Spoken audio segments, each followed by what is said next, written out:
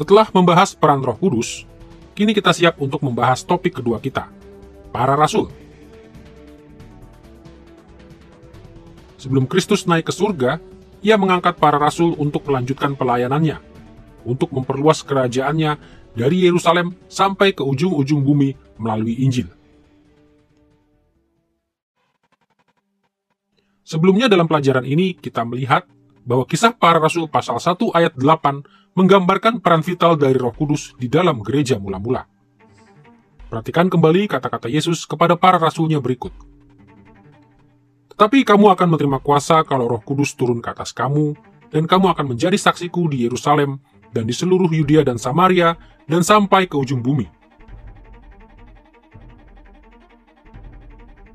Pada saat ini, kita ingin berfokus pada isu kedua yang mencuat dari ayat ini, peran para rasul.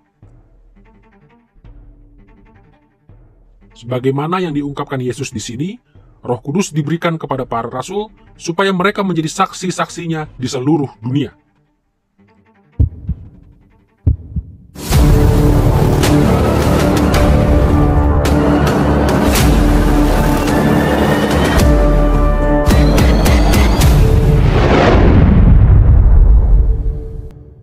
Dalam gereja mula-mula, mereka yang bersaksi tentang Injil di dalam situasi-situasi yang penuh perlawanan kemudian dikenal sebagai para martir atau saksi. Di dalam kasus-kasus yang paling ekstrim, para saksi ini disiksa dan bahkan dibunuh karena kesaksian mereka bagi Kristus. Bahkan, tradisi gereja memberitahu kita bahwa sebagian besar dari para rasul mati dengan cara itu. Dan dalam kaitan ini, tidak ada orang yang melampaui para rasul dalam hal menjadi saksi yang berani dan efektif bagi Kristus. Kita akan berfokus pada 3 dimensi dari peran para rasul sebagai saksi bagi Kristus. Pertama, kita akan memperlihatkan bahwa kesaksian mereka itu unik. Kedua, kita akan melihat bahwa kesaksian itu berotoritas. Dan ketiga, kita akan melihat natur yang beragam dari kesaksian mereka, cara mereka menggunakan berbagai sarana untuk menyampaikan berita Injil. Mari kita mulai dengan sejumlah kualifikasi yang unik dari para rasul untuk jabatan mereka.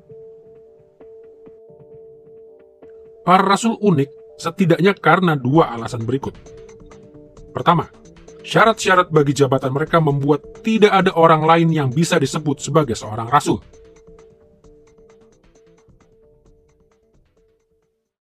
Kita semua tahu bahwa salah satu dari para rasul Yesus yang pertama, yaitu Yudas Iskariot, mengkhianati Tuhan kita dan menyerahkannya kepada mereka yang menyalibkan Dia. Kemudian Yudas bunuh diri, sehingga hanya ada 11 rasul. Kemudian, setelah Yesus naik ke surga, salah satu prioritas pertama dari ke-11 rasul adalah memilih rasul ke-12 untuk menggantikan Yudas.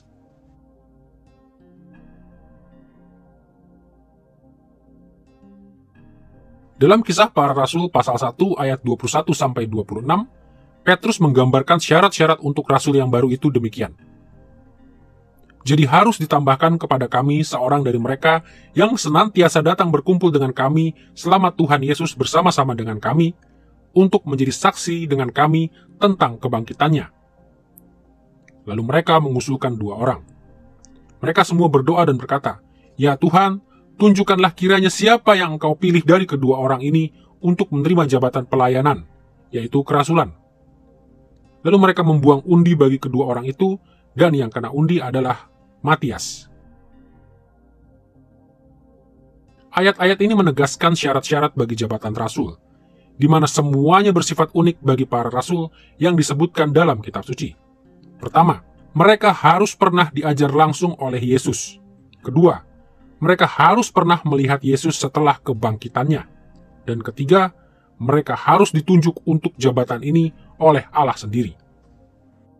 Ke-11 rasul ini memenuhi syarat-syarat tersebut, karena mereka diajar oleh Yesus selama Ia melayani di bumi, mereka melihat Dia setelah kebangkitannya, dan mereka semua telah diangkat oleh Yesus sendiri. Matias memenuhi segala persyaratan ini karena ia pun telah diajar langsung selama masa pelayanan Tuhan di bumi. Ia telah bertemu dengan Tuhan yang telah dibangkitkan, dan ia dipilih langsung oleh Allah melalui pelemparan undi. Setelah Matias, hanya ada satu orang lain dalam kitab suci yang ditunjuk untuk jabatan rasul, yaitu Paulus.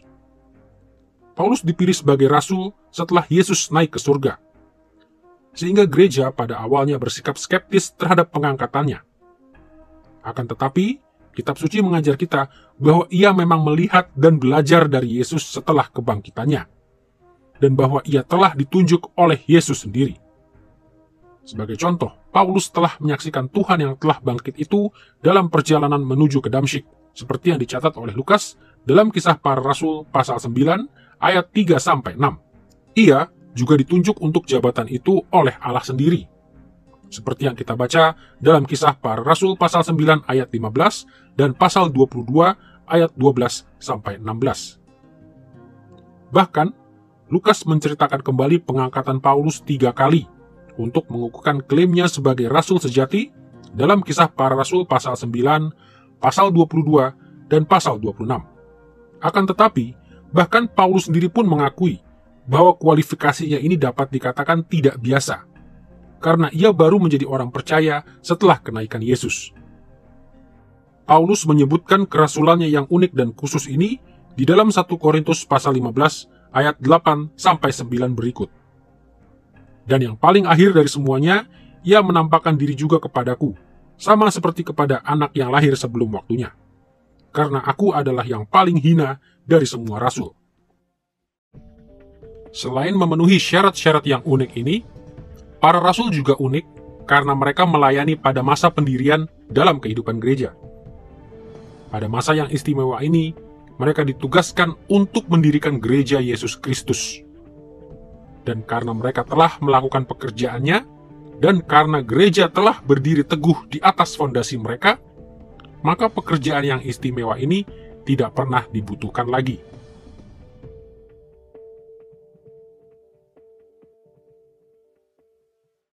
Lukas mencatat bagaimana para rasul melayani sebagai fondasi gereja.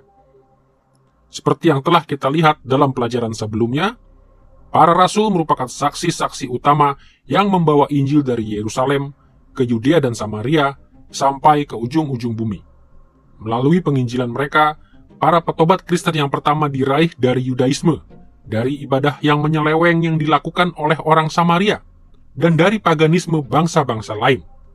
Melalui kepemimpinan mereka, berdirilah gereja-gereja yang pertama di dalam sejarah, dan di dalamnya diteguhkan pula pola-pola yang akan diikuti oleh gereja.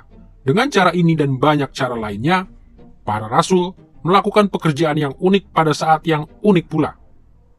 Saat-saat seperti ini tidak akan pernah terulang lagi, dan pekerjaan ini tidak akan pernah perlu dikerjakan lagi. Dalam Efesus pasal 2 ayat 19-20, Paulus merangkumkan peran fundamental yang unik dari para rasul demikian. Keluarga Allah dibangun di atas dasar para rasul dan para nabi, dengan Kristus Yesus sebagai batu penjuru. Tidak akan pernah ada batu penjuru lain, Yesus yang lain.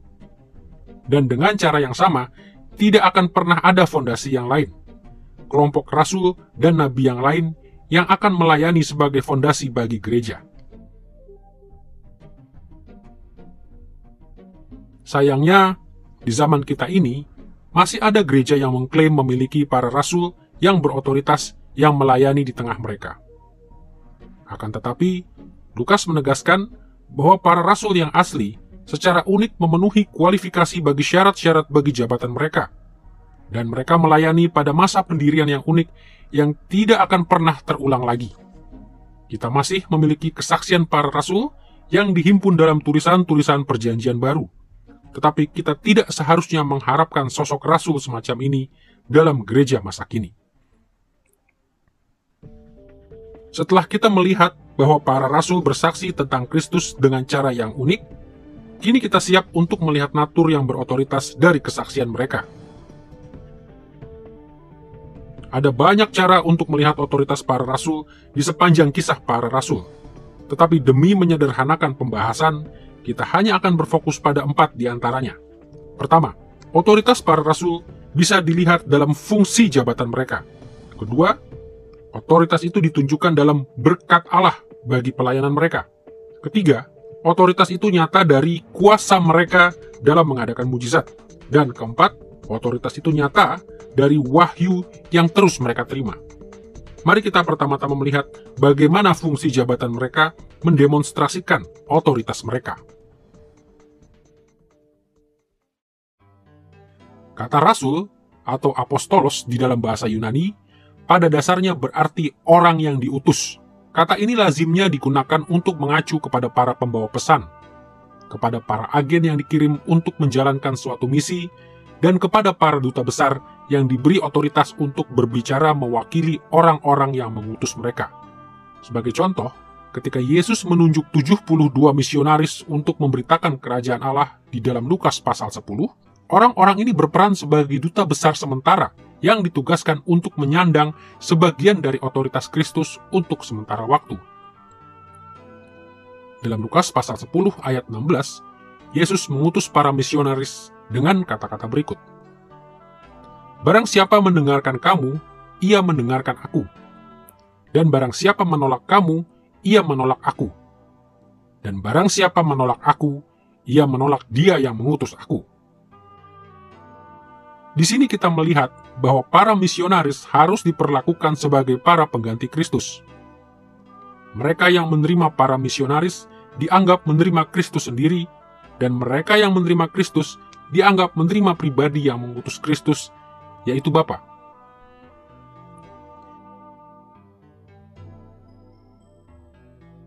Selain itu, perhatikan pula diskusi yang berlangsung ketika para misionaris kembali dalam Lukas pasal 10 ayat 17-19 berikut.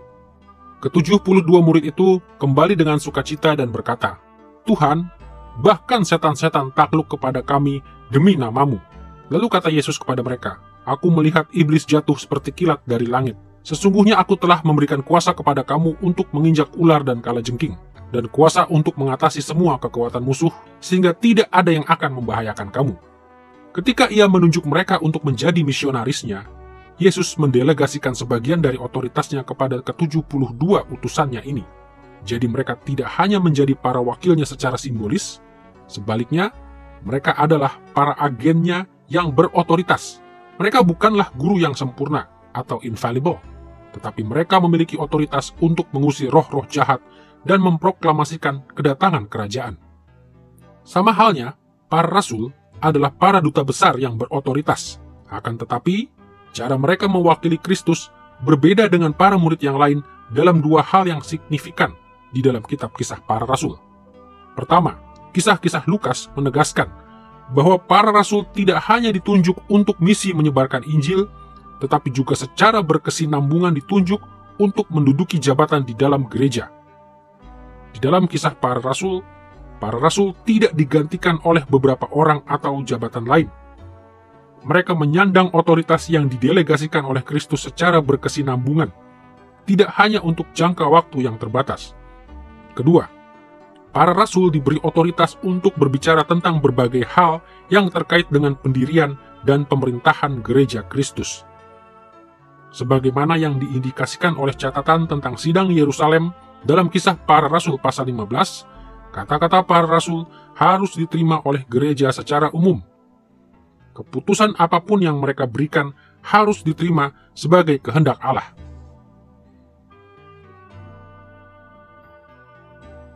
Perhatikan cara Petrus menggambarkan otoritas rasuli dalam 2 Petrus pasal 3 ayat 2 berikut. Supaya kamu mengingat perintah Tuhan dan Juru Selamat yang telah disampaikan oleh rasul-rasulmu kepadamu. Seperti yang Petrus tunjukkan di sini, kata-kata para rasul harus diterima karena para rasul melayani sebagai para penata layan yang setia dari kehendak dan ajaran Yesus. Setelah menggambarkan fungsi para rasul, kita perlu beralih kepada cara Allah memberkati pelayanan mereka yang istimewa dan unik melalui penyebaran Injil. Dalam kitab kisah para rasul, Allah memberkati para rasul dengan cara memberikan para petobat baru kepada mereka hampir setiap kali mereka memberitakan Injil. Seperti yang telah kita lihat, khotbah Petrus pada hari Pentakosta menambah jumlah anggota gereja dari hanya sekitar 120 orang menjadi lebih dari 3.000 orang. Dan berkat semacam ini terus berlanjut di sepanjang kitab Kisah Para Rasul. Sebagai seorang penulis, Lukas dengan seksama mengajar para pembacanya bahwa pertumbuhan gereja secara numerik dan eksternal ini merupakan bukti dari perkenan sekaligus kuasa Allah. Satu cara yang dipakainya adalah dengan mengutip kata-kata dari Gamaliel, seorang Farisi yang dihormati. Dalam Kisah Para Rasul pasal 5 ayat 38-39, Gamaliel mengucapkan kata-kata berikut tentang para rasul di hadapan mahkamah agama. Biarkanlah mereka. Sebab, jika maksud dan perbuatan mereka berasal dari manusia, tentu akan lenyap.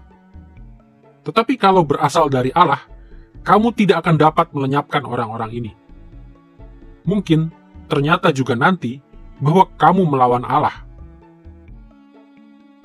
Dilihat dari perspektif ini, pelayanan Injil para Rasul yang diberkati di sepanjang kitab Kisah Para Rasul merupakan bukti bahwa Roh Kudus memberi kuasa bagi pelayanan mereka dan mengesahkannya. Selain bukti yang ditawarkan oleh fungsi mereka dan berkat Allah secara numerik kepada pelayanan Injil mereka, otoritas para rasul juga bisa dilihat dari berbagai mujizat yang menyertai pelayanan mereka. Di seluruh Alkitab, salah satu fungsi utama dari mujizat adalah membuktikan bahwa para utusan Allah mengatakan kebenaran dan menyandang otoritas yang didelegasikan Allah. Di kitab Keluaran, Musa melakukan banyak mujizat di hadapan Firaun untuk membuktikan bahwa ia berbicara mewakili Allah yang sejati. Dalam kitab 1 dan 2 Raja-Raja, Elia dan Elisa melakukan sejumlah mujizat yang mengukuhkan bahwa nubuat-nubuat dan ajaran-ajaran mereka berasal dari Allah.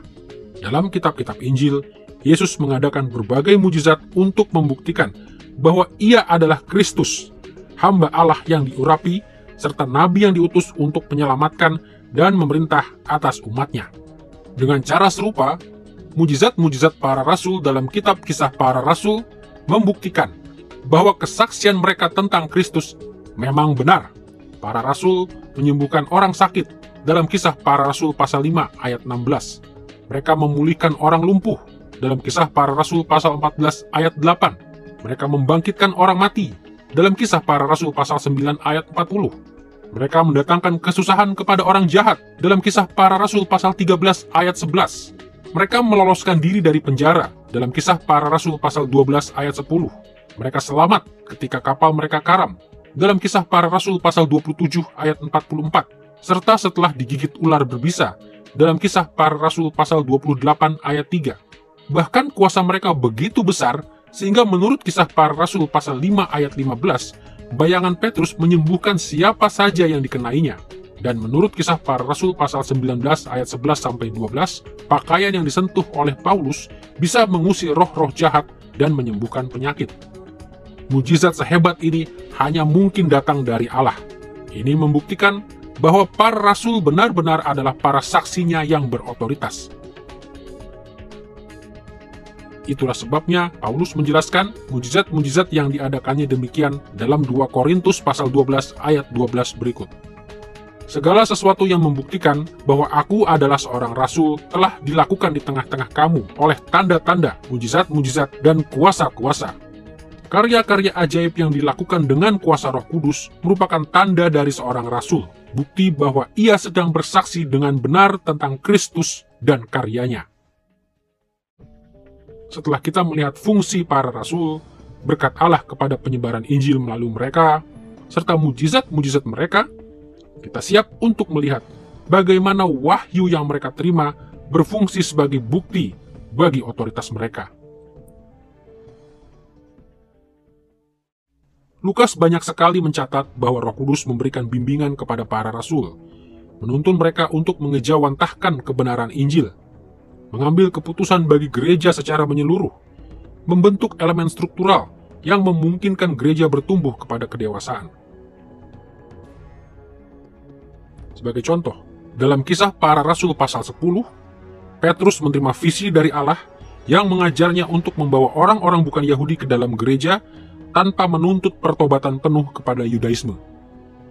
Dan dalam Kisah Para Rasul pasal 16, Paulus menerima penglihatan bahwa ia harus memberitakan Injil di Makedonia, untuk benar-benar memperluas penyebaran Injil Kerajaan.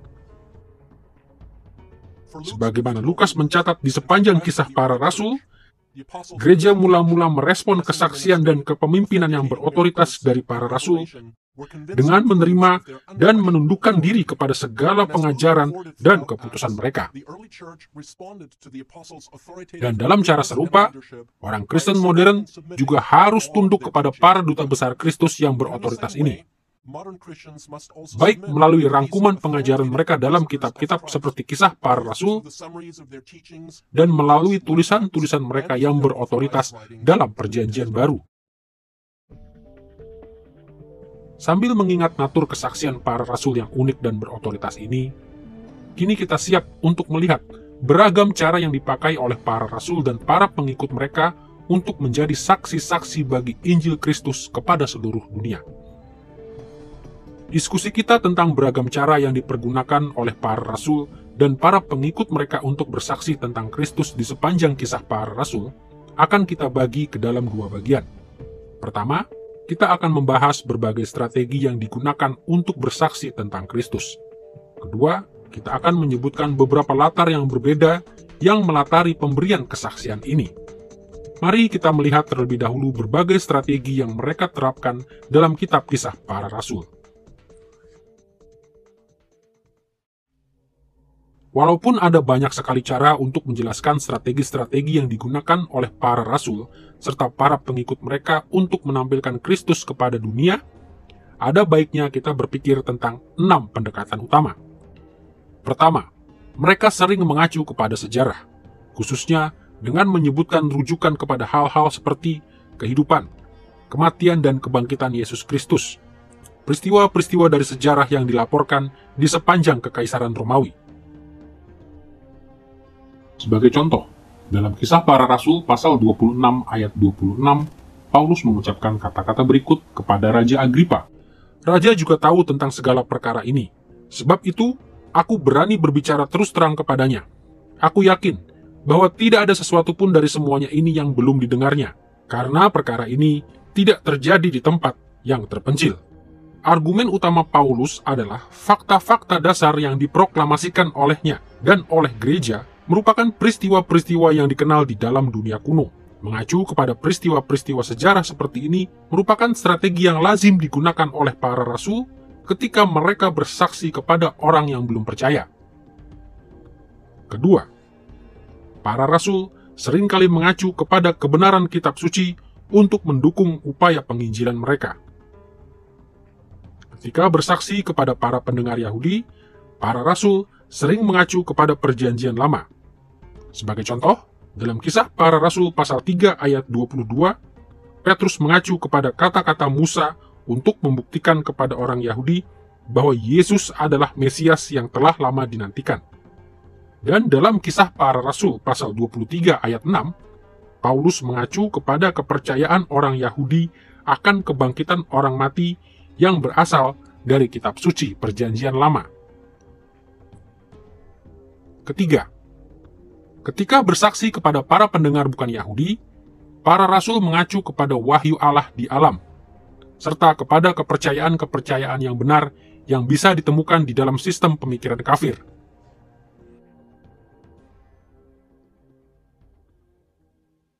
Sebagai contoh, dalam Kisah Para Rasul pasal 17 ayat 24-27, Paulus menggunakan sudut pandang kafir yang lazim tentang Allah dan sejarah manusia sebagai titik awal bagi presentasi Injilnya di Athena. Perhatikan apa yang ia katakan di sana. Allah yang telah menjadikan bumi dan segala isinya. Ia yang adalah Tuhan atas langit dan bumi, tidak diam di dalam kuil-kuil buatan tangan manusia dan juga tidak dilayani oleh tangan manusia, seolah-olah ia kekurangan apa-apa. Karena dialah yang memberikan hidup dan nafas dan segala sesuatu kepada semua orang. Dari satu orang saja, ia telah menjadikan semua bangsa dan umat manusia untuk mendiami seluruh muka bumi.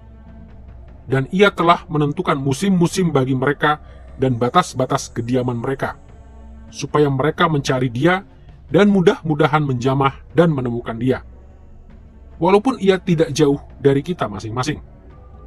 Sudut pandang yang Paulus tampilkan di sini dipegang bukan hanya oleh orang Kristen dan orang Yahudi, tetapi juga oleh banyak orang kafir. Sesungguhnya dalam pidato yang sama di Areopagus di Athena, Paulus bahkan mengacu kepada literatur kafir. Perhatikan apa yang dikatakannya dalam Kisah Para Rasul pasal 17 ayat 28 berikut. Sebab di dalam Dia kita hidup, kita bergerak, kita ada, seperti yang telah juga dikatakan oleh pujangga-pujanggamu, sebab kita ini dari keturunan Allah juga. Di sini, Paulus mengacu kepada tulisan-tulisan puisi Yunani untuk membangun pembelaannya bagi kekristenan, sementara ia bersaksi bagi Kristus di Athena. Keempat, para rasul seringkali mengacu kepada pengalaman pribadi mereka saat mereka memperkenalkan Kristus pada orang lain.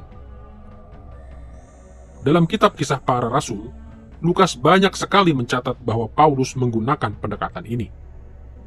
Sebagai contoh, Paulus mengacu kepada pengalaman pertobatannya yang dramatis dalam perjalanan ke Damsyik yang dicatat oleh Lukas dalam Kisah Para Rasul pasal 9. Ia menceritakan kembali pengalaman ini di hadapan kerumunan orang Yahudi di Yerusalem dalam Kisah Para Rasul pasal 22, dan ia memaparkannya kepada Raja Agripa dalam Kisah Para Rasul pasal 26.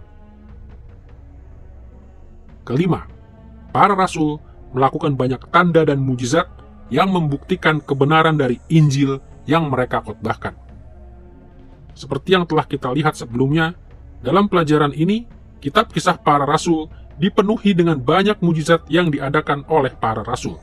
Setiap kali Roh Kudus memberi kuasa kepada para rasul untuk mengadakan mujizat, ia melakukannya untuk mendukung kesaksian mereka kepada Yesus Kristus. Keenam, para rasul bersaksi melalui kesetiaan mereka yang teguh kepada Kristus. Mereka secara konstan menggunakan perhatian yang mereka terima untuk mengarahkan orang kepada Kristus, dan mereka menolak untuk meninggalkan panggilannya, bahkan ketika mereka dianiaya atau diancam. Sebagai contoh, dalam Kisah Para Rasul pasal 14, ketika para penduduk Listra mencoba untuk menyembah Paulus dan Barnabas, Paulus menegaskan bahwa ia hanyalah manusia biasa, dan ia mengarahkan mereka kepada Allah. Dan di dalam Kisah Para Rasul pasal 4, ketika Mahkamah Agama mengancam para rasul dan memerintahkan mereka untuk berhenti menginjili, para rasul menolak untuk dibungkam. Seperti yang kita baca dalam Kisah Para Rasul pasal 5 ayat 28-29 berikut. Kata sang imam besar, "Dengan keras kami melarang kamu mengajar di dalam nama itu." Tetapi Petrus dan rasul-rasul itu menjawab, katanya, "Kita harus lebih taat kepada Allah daripada kepada manusia." Para rasul menggunakan beragam strategi ketika mereka memberikan kesaksian tentang Injil. Dan melalui teladan serta pengajaran mereka, para rasul melatih gereja mula-mula untuk melakukan hal yang sama. Fitur ini di dalam catatan Lukas di Kisah Para Rasul seharusnya mendorong orang Kristen di setiap zaman untuk menemukan banyak strategi yang Allah inginkan untuk kita ikuti saat kita juga melayani sebagai saksi-saksi Injil. Di samping berbagai strategi yang digunakan oleh para rasul untuk bersaksi tentang Kristus, kita juga perlu membahas beberapa latar yang berbeda yang melatari kesaksian mereka mewakili Kristus. Ada banyak cara untuk merangkum beragam latar yang melatari pemberitaan Injil oleh para rasul dalam Kisah Para Rasul. Akan tetapi, agar lebih memudahkan, kita akan mengelompokkan latar-latar ini ke dalam 4 kategori dasar. Pertama, ada pidato publik. Di sini maksudnya adalah berbagai peristiwa di mana para rasul berbicara kepada sekelompok besar orang di dalam latar publik. Entah itu dengan khotbah, pidato pembelaan, ataupun berbagai jenis orasi lainnya. Di dalam berbagai jenis presentasi ini, para rasul berhati-hati memilih kata-kata mereka sesuai dengan pendengar mereka. Seperti yang telah kita lihat di dalam pelajaran ini, mereka berbicara kepada orang Yahudi dengan cara tertentu, dan kepada orang bukan Yahudi dengan cara yang lain. Kedua, para rasul bersaksi dalam konteks dialog atau debat. Dalam latar ini, pendengarnya akan diundang untuk memberikan argumen tandingan, dan para rasul akan dituntut untuk membela Injil. Sebagai contoh, Dalam Kisah Para Rasul pasal 19, Paulus berdebat di ruang kuliah Tiranus, sebuah tempat di Efesus di mana keterampilan retoris dan ide yang baru diuji di hadapan banyak orang. Ketiga, dalam Kisah Para Rasul dan orang-orang yang mengikuti mereka sering bersaksi di berbagai rumah tangga. Dalam dunia kuno, rumah tangga biasanya mencakup lebih dari sekedar orang tua dan anak-anak mereka. Seringkali ada banyak kerabat, teman, dan para pembantu rumah tangga. Jadi, ketika kita membaca tentang rumah tangga dalam Kisah Para Rasul, kita perlu membayangkan kehadiran para kerabat seperti anak-anak, kakek, nenek, paman, dan bibi, serta para karyawan dan pelayan, dan dalam banyak kasus, bahkan para budak. Kelompok total di dalam satu rumah tangga rata-rata mungkin berjumlah antara 15 hingga 20 orang. Kita menemukan contoh-contoh tentang para rasul yang bersaksi kepada rumah tangga dalam beberapa nas di Kisah Para Rasul. Seperti dalam pasal 10, di mana Petrus berbicara kepada rumah tangga Cornelius, dan di pasal 16, di mana Paulus berbicara kepada rumah tangga Lydia, serta kepala penjara Filipi. Keempat, Kisah Para Rasul juga memuat contoh-contoh penginjilan pribadi sebagai bentuk kesaksian. Sebagai contoh, dalam Kisah Para Rasul pasal 25, Paulus berbicara kepada Raja Agripa secara pribadi, dan menyesuaikan kata-katanya secara spesifik kepada pengetahuan dan pengalaman Agripa.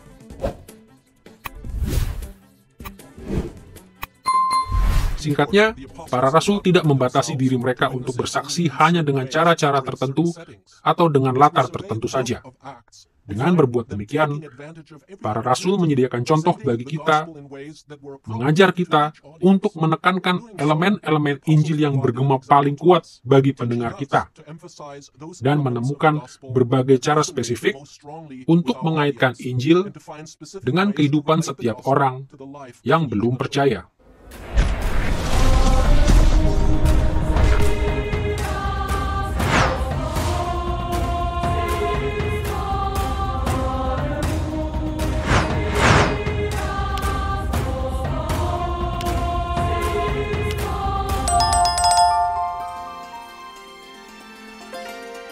I believe in God the Father Almighty, maker of heaven and earth. I believe in Jesus Christ, His only Son, our Lord, who was conceived by the Holy Spirit and born of the Virgin Mary. He suffered under Pontius Pilate, was crucified, died, and was buried. He descended into hell. The third day he rose again from the dead. He ascended into heaven. And is seated at the right hand of God the Father Almighty. From there he will come to judge the living and the dead. I believe in the Holy Spirit, The Holy Catholic Church, the communion of saints, the forgiveness of sins, the resurrection of the body, and the life everlasting. Amen.